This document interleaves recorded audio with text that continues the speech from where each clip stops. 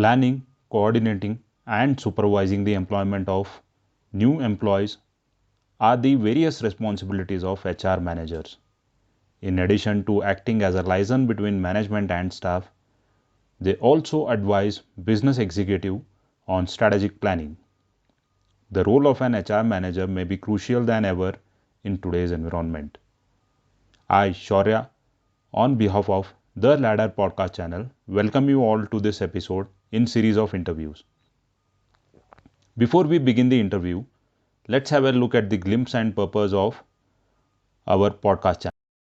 Confusion is inevitable state of mind in all stages of life, be it the education, selection of life partner, or the job. More the options, more is the confusion. Despite being the exceptional military leaders, when it comes to transitioning from boots to suits, we again encounter the same confusion. Which job profile to select, what certification needs to be done, and where do we start are all questions that haunt the mind. We at The Ladder bridge this gap of unknown queries by interviewing veterans who are already well settled after their transition. We bring you their valuable experience and share guidance so that you all are benefited. Following the motto of once a soldier, always a soldier, we're here to fill that gap of mentoring and guidance so that bonhomie of armed forces fraternity remains intact. All right. Today's panelist is Sales and Marketing Maverick with extensive experience in MEA, Africa, and India. Flying Officer Itisha is an Air Force veteran and alumni of world-class finest B-School IIM Bangalore. As an air traffic controller and admin officer, she has served Indian Air Force from 1997 to 2003 across the country. Post-retirement, she has worked in various corporate companies in different roles. Good afternoon, ma'am. I welcome you to the channel, and it gives me an immense pleasure to interview experienced veteran like you, ma'am. Thank you, Shaurya. Thanks for having me over in your esteemed channel. It's my pleasure being part of it and pleasure speaking to you further. Ma'am, to begin the interview, can you elaborate about your educational background, ma'am? Basically, I am a second generation Air Force officer. My father was also an Air Force officer. So by virtue of being he being from the forces, so we did our schooling from different parts of the country. And eventually I moved to Agra after my father's retirement, and I started my graduation. My graduation started from Agra. And while I was doing my MSc second year in organic chemistry, I got selected in the Indian Air Force. So I couldn't complete my MSc though, but then I got selected in the Indian Air Force. And since I wanted to step into my father's shoes, so I joined Indian Air Force as an air traffic controller. I came out of Indian Air Force as a short service commission officer. That is, after serving 5 years successfully in my role as an air traffic controller, I went and enrolled myself in NIIT for web-centric course, and I did my diploma there in NIIT, which was a regular course. I did further enhance my qualification in Dubai too. There was Nadia Institute, and HR was considered as an HR as an operational job there, because there is a lot of expats that are recruited, and your operations get aligned according to that. So I did that course, and I applied to DGR, Director General of Rehabilitation for Defense Officers after retirement. So I got selected for IIM Bangalore, and I did my management certificate course from IIM Bangalore. I'm doing strategic management course from Christ University, which is now distance course after post-COVID. Yeah, Shaurya. Amazing list of degrees, ma'am. Did you have any work experience before joining the Air Force? Not exactly, because I got selected just after my MSc first year, so I didn't get much time to do that. So I had a teaching instinct in me, so I used to always love teaching it, and even till today I do that. I always reach out to students who want to join Indian Air Force or Armed Forces, and I train them. So yeah, I didn't have much of work experience before joining. Okay, ma'am. Ma'am, as I can see, you are being an SS officer. I'm sure it was a choice for you to leave the Air Force and then switch at the career. But why did you make choice to go for the corporate job only, ma'am, instead of other PSU or the government jobs? It is one is in the armed forces. We reach at pinnacle as an air traffic controller. It was the pinnacle for me. After flying aviation for a woman, it was the ATC, which was the next best level that I could get into it. So I didn't want to compromise onto that. And secondly, thanks to my experience in the ATC, I had learned good decision making and leadership qualities, and which any armed forces officers get that. So I knew that the kind of quality that I had acquired in the Air Force, I could very well leverage that and public speaking that we had learned and get into the corporate world and get climb the ladder successfully. So I wanted to foray into the corporate world for very simple reason that it would have given me much more growth and much more exposure to what I was hungry back then. My peers were doing very well in corporate, so I also wanted to get into corporate. I was very focused back then also that I wanted to get into corporate and I wanted to get into operations and IT side only. So I was basically chasing the .com culture because I belonged to that generation. So it was that simple. There was no inhibition as such, but I just didn't try PSU. For me, it was like I wanted to be into the corporate culture world. Okay, ma'am. How difficult was this decision to leave the Air Force job and then to switch on to the corporate job, ma'am? Was it easy or it was well planned? No, it wasn't well planned. As I said, my first dream was Indian Air Force, and to be very frank, I got selected for the Indian Army and Coast Guards, and but then I wanted to step into my father's shoes, so I was wanting to get into Indian Air Force, and it was my dream job. But in those days, we were not given permanent commission. Women officers were not given made an offer with permanent commission. So when we saw that we were not given permanent commission, and there was just an extension as an option given to us, excuse me. So the next best thing that I could do was go back to my original dream of .com culture. So it was not difficult because this dream was a second dream that I opted for. First dream was Indian Air Force, and it was very difficult to leave because considering I'm a second generation Air Force officer. So I went back to my own family. So for me, coming out of Air Force was little difficult, but then I would say that everything balances it out, and I got the best of the both the worlds. Okay, ma'am. Ma'am, as a part of upskilling, you have done software programming in SQL and Java. Then you did this HR and administration from Nadia Training Institute. So, how important and how did you decide upon these upskillings, ma'am?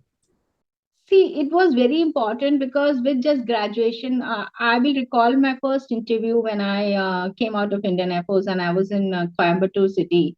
And by default, I was offered that, you get into security services. ATC is a very technical job. It's the second stressful job. And it's a very technical job in many ways. So I was I was very clear I didn't want to get into security services, or just because by default I'm a armed forces personnel and you put me as into security services. So this was nothing to think about. I wanted to get into the support services. I wanted to get into the front line. So for front line, you had to upskill, and there was nobody who's going to offer you on the platter. And way back when I left Indian Air Force, and people were unaware in the corporate world. They didn't know what job I came up did, or I had to explain what I was doing. So, so in layman language, I used to explain. People back then didn't even know what ATC was. So the next best thing and could be that upgrade your knowledge and get back into the market and then tap the market.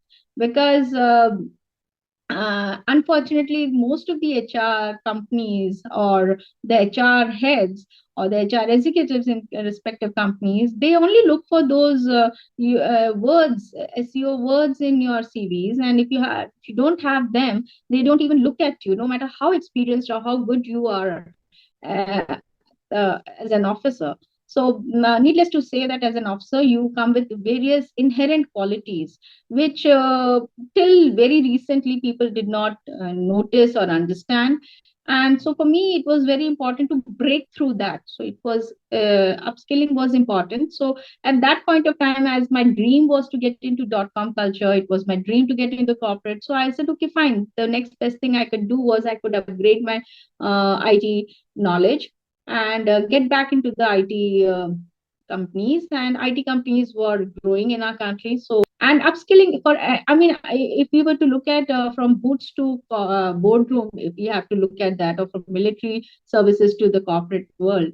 And the best thing is to upgrade yourself with whatever is the prevalent in the market at that point of time. It is important because all said and done, the kind of work that we do in the armed forces holds not much of value. You as an individual, as an officer or as a soldier, you hold a lot of value in the society, but your experience unfortunately gets discounted. Nobody really knows what you really do inside. And though we do quite a lot, we are 24 by 7 professionals when we are in uniform. We all the jargons that I learned in IIM Bangalore, and I would quote my director and dean back then in IIM in 2007, Professor Dr. Rapte. He said, like, armed forces people don't really need to be given any management courses because they are 800-year-old plus management graduates. They do everything that we teach the students. But still, what happens is, like, in today's world, unless you have a qualification or a certificate to show that you've acquired that knowledge, people don't believe you. Absolutely, ma'am. Upskilling holds any day value. Ma'am, as you were mentioning, you are presently pursuing your master's degree in business administration and management. Please tell us about Yeah. the importance of MBA with options like distance, executive, or the full-time MBA. How relevant it is and how important it is for a officer under the transition, ma'am.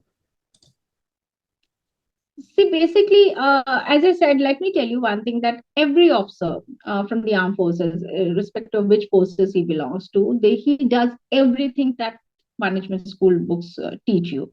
A lot of things are changing in HR, and a lot of things are changing in financial aspect or corporate finance. A lot of things are changing. So to keep pace with the changing times, the best way is to get into good college and upgrade your knowledge. And uh, and there is no end to enhancing your knowledge, because the more knowledgeable you are, and plus you are coupled with a lot of leadership qualities and other things that you acquired in the armed forces, both put together, you have something better than to offer onto the world, outside world, than just an experience from the armed forces. So for me, long distance, I did IM, which was as a day scholar. Then it was a beautiful experience. To learn as a day scholar is unmatchable.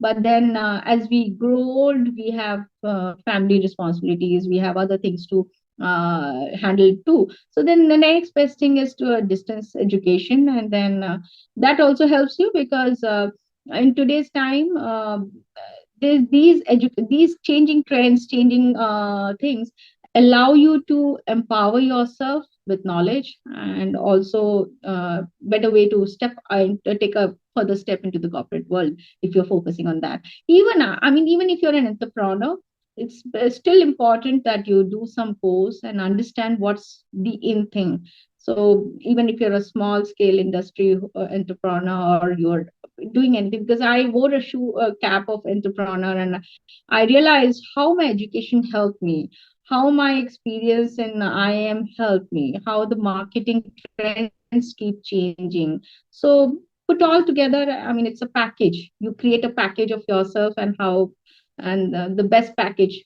eventually gets picked up in the market. Yeah. Yeah. Ma'am, as I can see your varied experience in almost 10 odd companies. The HR manager was the broadly main role what you have been doing from the initial days, ma'am? Yeah. I started as an HR. As I said, it was more about uh, that time. I still remember my first employer was a company called KJSL in Coimbatore. And when I walked up to them and they said like, Itisha, we like your profile, we like the way you handle things, and we would like you to be our HR officer. So I started my career as an HR officer. But then, as I said, that I was not very happy being just an HR officer. So I just wanted to upgrade myself. So I went and because I was like, let's say like it was a child's dream that I wanted to get into .com culture too. So I was hungry. So one is I joined Air Force, and then thereafter, when I had no choice of continuing in Air Force, I said, okay, fine. And next best thing was .com. So for me, .com was it. I have to be hands-on into IT. That was my dream. So it was something which I took it on, but then I was always into IT companies. So then, because I didn't have the certificate courses or diploma courses from IIT, so I said, okay, now I'll do as an HR, and then I upgraded myself, and then I went into HR, into core IT roles. But I don't regret doing HR because HR gave me, it's all about man management. And man management is something which I learned it as hands-on experience in my HR roles. Even today, when I am in my current role, I find a lot of my HR experiences come handy, and I handle my teams accordingly. Yeah. Okay, ma'am. So how good are the opportunities for current market in HR, ma'am, if somebody wants to pursue the career? It's ample. It's ample. In fact, HR is a subject which is very recent. In late 70s, HR came as a subject. So HR, the armed forces people have done really good in the HR roles, and and I would like when I was in HR, always used to say, look beyond the CV, call the candidate and speak to the candidate, because it came out of my some of these fallouts. Because when I used to send my CV, somebody used to say, you don't have domain knowledge. So let me tell you, HR has a huge growth for the armed forces first, because I think we are talking about it for the armed forces people. It's huge growth. It's important that they get in there, and it's important that they upgrade their knowledge. I am also apparently a member of a Society of Human Resources and Management US, and I used to attend those seminars when I was in HR profile. And man management, as like I did a transition from HR, I went into the operations, the core operations. But when I was me a lot to understand how to do man management. There's a lot of difference between in the armed forces where you give an order and your junior or subordinate takes it. But here in corporate world, it doesn't happen that way. So how do you package the information? How do you ask people to do something? It's not just ask them, you have to do it. And koi shak ya sawal, a strategy does not work here. So here you have to, re-strategize it and put it out in a better way. So HR is very evolving, and armed forces people are really doing well in HR field. And if they want to make a transition from HR to the different world, also they can different sections of the corporate world, they can very easily do that transition. I did that. Yeah. So HR is huge, and it is important that you do some HR based courses, or so join the societies, because that allows you to meet different HRs from the different industries, and help you understand what the current trends are, what are the recruitment patterns are, what are the HR policies that are happening. Okay, ma'am. You have worked in Middle East as well as the Africa, ma'am. So this was the on-site opportunity what you got from the same company, or you had applied separately, ma'am? I had applied. I would say that because my spouse, my husband, he's also an ex-Air Force officer. So we moved to Dubai, and then I started applying there. And I can very confidently and feel proud to say that I used to be like any other candidate in the market, and then I used to apply, and I owe this opportunities given to me in Dubai and Botswana. In I worked with WHO too, and was given to me because of the qualification that I hold and the armed forces experience that I had. So put together, I used to get very good opportunities, and yes, so it was. But now the market is open. Now you can apply sitting in India, and these markets have opened a big time for armed forces people. I even way back in when I was doing IIM course, some of my course mates applied in Qatar and Doha, in Oman, and they all got very well placed at all positions. So now these are like opening up markets, but initially they were a little closed for the armed forces person. But Africa is opening up big time as we speak. One of my course mates from IIM is working in Nigeria. So these markets are opening up big time for the armed forces person. If somebody wants to apply directly onto the jobs in foreign companies, they can do it without having any They experience. can do it.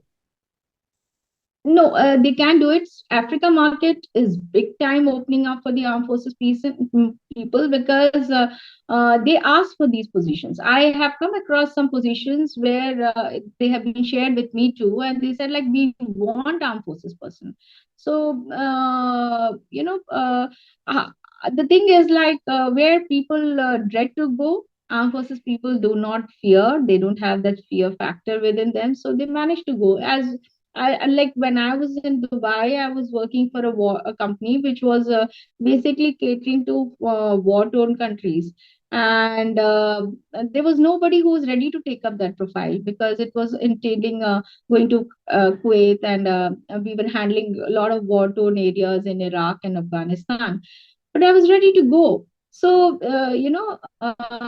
it gives you an edge over the rest of the candidates, and that market has. I mean, we have created a niche market for ourselves, and now there are positions that are coming, just specifically saying that you should be a defense of personnel, and the preference will be given to them because they know that we will not leave the ground and come. So Africa employment is a very different employment. It's a change in lifestyle to change into everything, and the work ethics, I mean, like it's a very different work system there. So how do you manage that? And we forces people, we are managed, we just make it we make it happen anywhere, wherever we are pushed. So I personally feel that the markets that are created for you by your previous generation or previous your seniors, tab on those markets. I mean, Africa is one big market which the Indian Armed Forces people can tab it very easily. And thankfully, the locals are very pro-Indians, and we do our job. And I mean, I have traveled to some 30 countries. I have worked in different countries, and I have realized one thing, that we armed forces people, we bring a lot of things on the platter. We are loyal, we are committed, we don't give up easily, and wherever we are, we just prove our mettle there. So I mean, thanks to our training that we undergo. So I have worked with British Army people, and they have come back to me saying that they had a lot of regards for me, in fact. And in Dubai, I used to work with British Army people. In my LinkedIn, there is one Andy, Major Andy there. And I mean, it was amazing how they used to look at me, and they used to be in awe with us. And they used to say that we are surprised at how Indian forces train us, that how we outsmart many of them, in fact. So we should be able to capitalize these qualifications that we have acquired from the forces. And that, to be very frank, that pulled me along. All this while, that has pulled me through. So Africa market is huge for armed forces people, and at very good positions, very good salary packages, and some upgradation in your qualification, and then the market opens up for you big time. So, any mainstream consultancy or the specific way to approach such companies, ma'am, especially for the foreign jobs? See, Africa jobs are like Africa jobs. There is a website like that. Yeah, but I managed to get it because I was very much positioned in these countries. So I probably was privileged that way. But then I do know a lot of my course mates who are doing just Africa jobs, or in fact United Nations jobs are also opening up. A lot of links are coming up and saying that. I per se would not quote any website which is a thing. You have to do your little homework, and some of these websites come up with jobs.com or naukri.com. All of these sites now are posting genuine jobs, and and another thing is that try to speak to some HR consultant who's recruiting. There are defense forces recruitment now. There are a lot of people who are speaking to the defense personnel and then having a one-on-one talk, and then they recruit them. So not any website, but then speak to the HR consultant. There are some consultants who are now catering only to the armed forces people. So, but they are not big names in the market, and but they recruit for CXO levels, and they only tab on the armed forces personnel. So maybe I cannot, for obvious reasons, cannot name them, but I do know personally some of them are doing that. They are only catering to these professionals. Understood, ma'am. So it is basically as good as applying the jobs in India through job portals or the company website. So it is as simple as. Yes, yes. It's as simple as that, because the market is sensitized. Market understands that these are the kind of professionals who are coming out in the market, and when they do the comparison, they know that I have seen my employers walking up to me and telling me, Itisha, we know you're from the armed forces. You will not let us down. You will do it, and I've done it. I mean, there are many of us who have paved the ways for the people, because we outperform them, because that's how the forces has taught us, right? So we outperform them. We don't expect a lot of things, we don't demand a lot of things, and we are overcommitted. I mean, at many times at my personal front, my husband or my family used to say, you're overcommitting yourself. I said, it's okay. I mean, not every time you have to rationalize with how much am I getting paid. It's about proving your mettle out there, and you then when you prove it, and then you get rewarded big time. I have been personally rewarded. I have had seen my employers literally telling me, Tisha, don't go. And I had some personal reasons or something. My husband is moving out, so I had to move out. But we have an edge over the rest of the candidates. Let me tell you that we need how to capitalize, how to push it out into the market. That art we have to learn, and that art I would tell every uniform personnel to master that art. That how do you showcase yourself, because that's where we lack also, to be very frank. Many of us we don't know how to package it well. So one is upgrading your skills, then what to speak, and then how to put out in your CV is very important. So many times, like in armed forces, we do so many things that we don't put terminology or jargons to that. So if you know how to put that work to vis-a-vis what is prevalent outside, let's say, like, we are, most of us are food officers, most of us are like treasury officers for officers mess. Now when you're a treasury officer, you know how to play with how to know the numbers, how to work the numbers, how to forecast the budget and everything. Now if you put a jargon for that becomes an experience outside. But we rubbish it. We say, okay, fine, we just did it, right? We know people's management. We do personal management. Personal management is one course in our courses for officers, and we give exams for that. But then when we come out, we don't even write that. So as long as you know what you're writing and what you've done, and you know how to put it out in your CV, the market is all ready to absorb it and take it and grab it rather. So important it is how we package it. Ma'am, please tell us the importance of networking while any officer is under transitioning. Oh, this is like a must do. One is, don't leave your contacts from the armed forces. And as I was telling you, that a lot of HR professionals who are doing consultant basis thing, they can be one of your own colleagues' wife, in fact. So I have seen in the market. That's one thing. So one is keep a contact, a strong network in the forces that you are in, and once you're coming out, reach out to HR consultants, reach out to, their CV consultants, reach out to them. And in the market, like anybody, you don't know who can be of good use to you. So today, social media has opened up, LinkedIn has opened up. HR consultants, most of the HR consultants that I am referring to, which I will not be able to quote their names, are from the armed forces network. And apart from that, network with your school friends, college friends, and network with your colleagues or your neighbors, or social media. LinkedIn is big thing, wherein the industry that you want to foray into it, LinkedIn gives you that provision. So networking is a must do. I mean, it is important. You don't know from where which door will open, which window will open, and which will give you the opportunity. So that's how it has happened with me. I was like, my recent job that came to me through one of my colleague from my previous experience, previous job. So networking is very, very important. I mean, you can't be sitting in your own shell and expecting things just walking up to you. You have to go out and out in the market.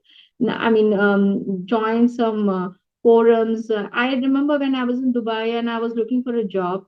I went and joined Toastmasters Club, and I met some people. I met bankers in Dubai, and then one thing led to another thing, and here I was landed up with a job. So networking is important, and even if you're not as a person who's outgoing, and I understand a lot of us from the armed forces have this inhibition to interact immediately when we come out. But let me tell you, it does help me. It has helped me a big time. I used to be in IIM Bangalore, and I worked with KJRCL company, which eventually did a tie-up with RBIN, that is Robert Bosch vertical in India. And one, I just said that I wanted to do internship in RBIN and understand, because we had 1 month vacation from the course. So I went and did our internship, and then I made whole lot of friends in RBI, and then later I was made an offer in RBI, but that I didn't join for other reasons. But let me tell you, the networking is a mantra to be in any kind of job profile that you are, be it in corporate world or be it in as an entrepreneur. So it is. If you want to work, you have to create this network, a world for yourself, and be out and out and speak to the people and reach out. I mean, there's a very old ways that I was advised by one of my seniors. Like, you got a problem, you got to find a job for yourself, then you need to go reach out. People will not imagine that you have talent. So I have done that, and it has worked out for me big time. So and it not only it helps you, it helps you become available for a lot of people to help out. I have helped people, like when I joined SHRM, I had no intentions to move to US and find a job for myself there. But then one of my junior asked me, she said, like, I have landed in US and I want to pick up a job, so I could help her out. So network not only helps you networking, but it also helps the other people through you. So you become a moderator or facilitator for others. And it's a must do. I mean, there's no other way. Many times talents, many times your qualifications, nothing works. And it's just how the person perceives you and understand, oh, you can deliver.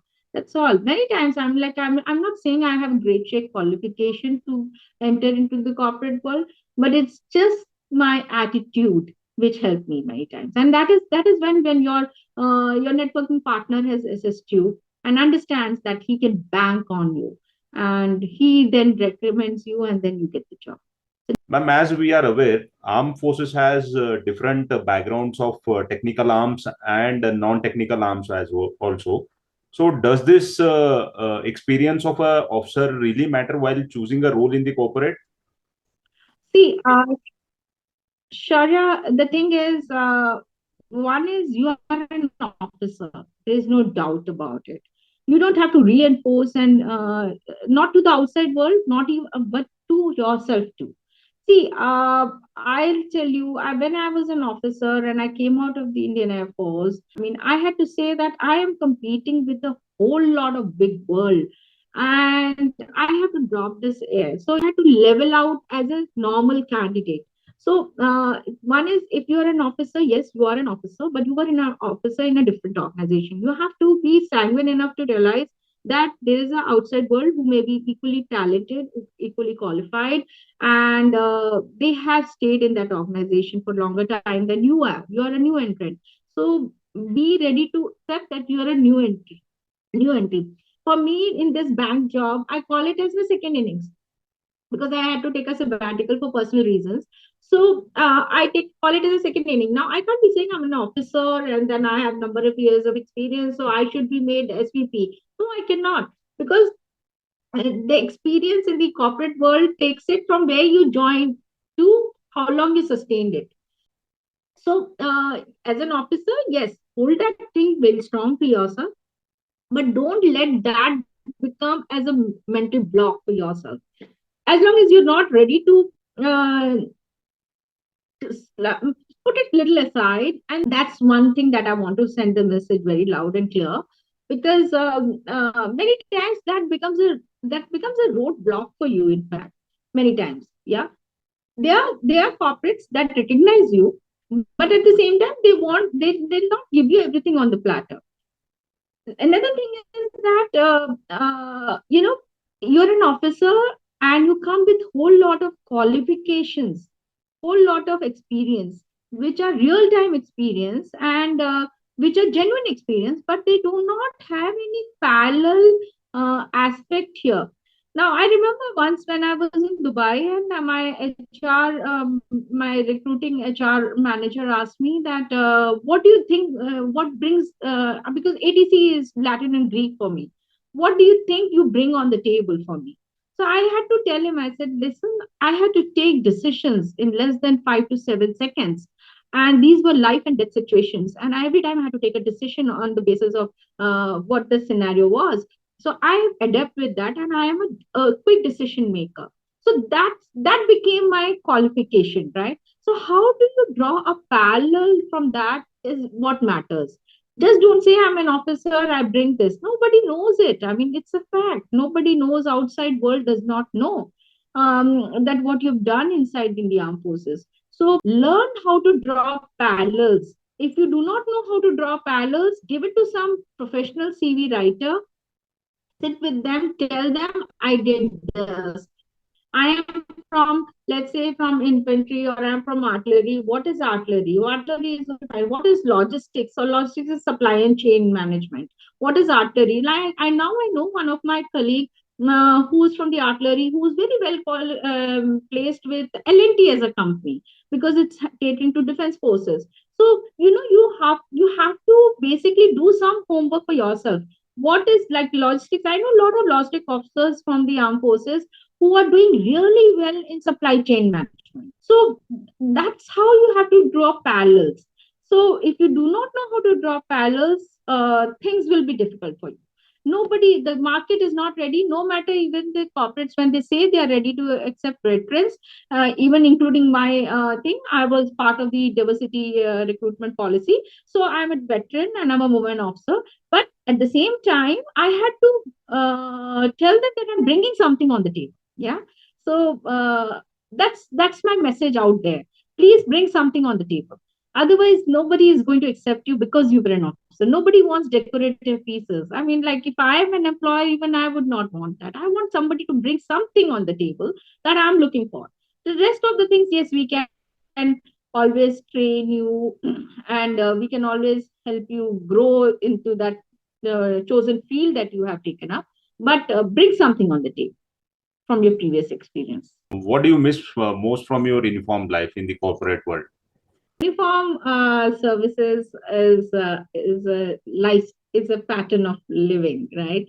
So for me, because I'm a second generation officer, so for me that's a family, that's an extended family, and I always go back to armed forces bases once a year, just to relive those moments. But coming back, they're all plus points and flip points, and uh, but the thing is, in the corporate world, there is less of bureaucracy, and we are more of action. I mean, what's happening in the market is what we will try to bring it out into our organization and try to bring the change. And banking sector is as such, because I'm working with the bank. So for me, I what I read in the Economic Times yesterday, and then I see we are like trying to bring the changes in our system in the next day. So that's the fast world, and which I like it. And it allows you to grow and grow and grow, and there is no saturation point as such. And for me, armed forces is again, I mean, I miss a lot of things there in terms of the pride of wearing uniform, the pride of serving the nation, the pride of being of elite organization like Indian Armed Forces. But for me, equally, I feel happy when I'm a banker too. So, I mean, I thank my stars that it has sort of evened out both the ways. Absolutely, ma'am. Ma'am, you being HR yourself and with the prevailing situations of recession and all, so what would be your last word of advice for the officers under transitioning, ma'am? See, recession is one thing which is a bubble. Let me tell you something. Okay, there have been jobs created, and being a Fauji, let me tell you something. We are people. I mean, like I was laid off when the recession happened. When there can't be a bigger recession than the lockdown. So we all got hit. But let me tell you something. Don't wait for the right opportunities. I mean, there are times when recessions are the talk of the world, and people are saying that there are a lot of layoffs that happen. Twitter started off with the layoffs, but there are no big jobs and no small jobs. So be innovative, be proactive. You got to work. You got to work. It's simple as that, and don't have any innovations of picking up that kind of job. Like I still remember when lockdown was there, I started doing online jobs.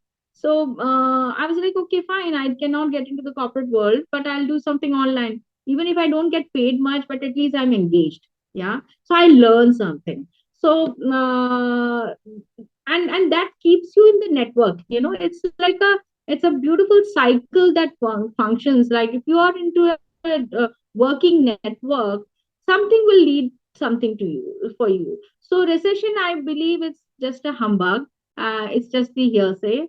As long as you are focused that I want to work, you will work. I mean, and secondly, age is just a number. I mean, I still remember a lot of people used to say, like, in the corporate world, if you're young, you get recruited. If you're not young, you don't get recruited. No, it's just a number. I still recall that movie, Intern, The Intern. Robert De Niro is there, and it became my mantra. I said, okay, even when I'm 60 plus, I'll still work. So, as long as your motto is that I'm going to work, recessions or any of these things will not pull you down, because there is always a need for a good person to hire, and there's always a job opportunity for you. So these are just passing phases, and pick up any job. Don't have any restriction to picking up anything, because it'll give you exposure, it'll give you experience. And then obviously chase your dream job that you've been looking forward to, but then at the same time, don't sit idle, because that's something which I never did. I did small jobs too. When there was lockdown, I did not get a job, proper job. Corporates were not hiring. So what else to do? I did an online job. So it gave me a lot of confidence, in fact. So don't let this recession thing. Recession is a hearsay. I mean, in real time, market is evolving. At least in India, market is still evolving. It's picking up big time. And layoffs are happening. I'm not saying that, but layoffs are happening. But at the same time, this is like a stock market. The rumor fails, and then the people stop working, and then the employers start getting jittery about it, and that's how this whole cycle starts. So it's actually the employer employee uh, you know uh, the positivity that can push the market to a positive results. So that's how I look at it. Yeah, it's the reality. I mean, like in India, layoffs are not happening that much as it's happening in US. So the markets in India are still very stable, and I'm coming. I can vouch for it because I'm coming from the banking industry, and I can tell you that the markets are evolving big time in India right now. So job opportunities are created, and at the same time, keep yourself also engaged. Just don't wait for the job. Just don't wait that, okay, fine, I'm going to wait for my dream job to happen. In the meanwhile, let me do something that can, run my show. So I look at it that way. Recessions are, we are the people. We people only will help these recessions to grow, or we people will only drive it away. And it's not that the recessions are happening first time in the world. The recessions have happened in 2007. There was a economical 2008 economical financial recession happened, but did the world not come out of it? Lockdown recessions happened, but the world came out of it. So these are all passing phases. Great, ma'am. Thank you so much for your valuable time, ma'am, and the insights what you have provided out of your vast experience. I'm sure officers will be benefited out of this, and the opportunities what you have shared with us on site as well as within the India. I'm sure they'll be asset for the viewers, ma'am. Thank you so much, ma'am. Sure. Pleasure talking to you, Shaurya, and I just hope my talk helps out everyone out there, every soldier in the uniform. Yeah.